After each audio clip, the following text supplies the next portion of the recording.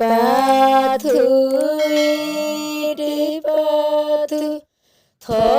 थही के पुतरे अरे टिया पाथी थही कोठा उठायो हे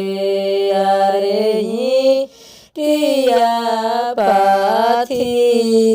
थही कोठा उठायो रे ताही पैसी सुतलक वानसिंह राजा हे अरे गो सिरान कान दे बेनिया डोलायो हे अरे सिरान कान दे बेनिया डोलायो हे थोर डोले बेनिया बहुत पूछे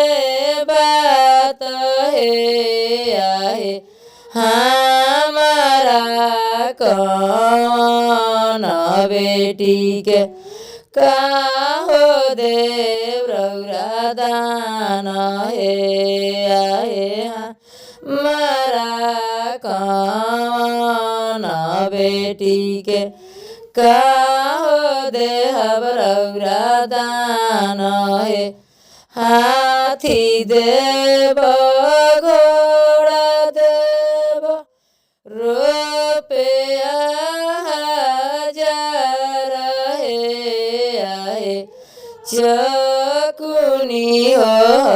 हथुनिया देव डोलिया के सिंगार हे आहे चकुनी हथुनिया देव डोलिया के सिंगार।